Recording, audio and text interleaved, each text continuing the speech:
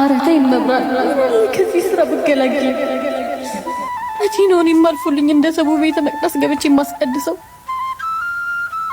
ምን አይነት ቆሻሻ ነሽ? እንዴት እንደዚህ ሆነሽ ትመጫለሽ? ይቅርታ ከስራ እየመጣሁ ስለሆነ ነው። በየመጠጥ ቤቱ ስትጋጪ ማደር ነው ስራ መትዩ? አሁን ከዚህ ዞር በይ። ይሄ የተቀደሰ ስፍራ ለእንዳንቺ አይነቱ ኖረኛ ሳይሆን አሁን ከዚህ ከቤት ወዴት ነው የምሄደው? ሂጂ እሽከቲ ደሞ አለማፈርሽ ሂጂ ሂጂ። እግዚአብሔር እኮ እባብንም እርግብንም እኩል ነበር የፈጠራቸው። ጊዜ ነው እንጂ ሊያያቸው። እኔንም እንደዚህ አይነት ህይወት ውስጥ የከተተኝ ጊዜ ነው። እኔ እናንተም በእግዚአብሔር ፊት አንድ ነን። እሺ ይሄንን በቃ ፈራጂ ብዙ እናት ስሚኝ እባክሽ።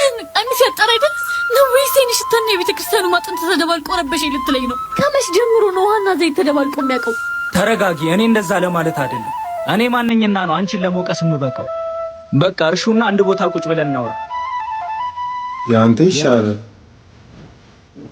በዚህ ዘመን ነጠላ የሚለብሱ ሰዎች ጻድቅ፣ እንዳንቺ የሚለብሱ ሰዎች ደግሞ እርኩስ ተብለው የሚታሰቡበት ጊዜ ነው። እግዚአብሔር ልብን እንጂ ልብስን አያይም። አሁን አንቺ እርግጠኛ ነሽ ከዚህ ስራ መውጣት ትፈልጊያለሽ? አዎ በጣም ነው የምፈልገው። ይኸውልሽ እህቴ፣ እኔ አንድ ሱቅ አለ እና ሰራተኛ መቅጠር በፈለኩበት ሰዓት ነው አንቺን ያገኘሁሽ። ስራውን የምትፈልጊው ከሆነ እዛ መቀጠር ትችያለሽ። እኔ በዚህ ሰዓት እግዚአብሔርን ከሚያስገፋው ስራዎች የትኛውንም አይነት ስራ ለመስራት ዝግጁ ነኝ። አሰባችሁታል? ሁላችንም እንደዚህ አይነት እየረዳናቸው ቢሆን ኖሮ ስንቶቹን ወደዛ ህይወት ማውጣት እንችላለን።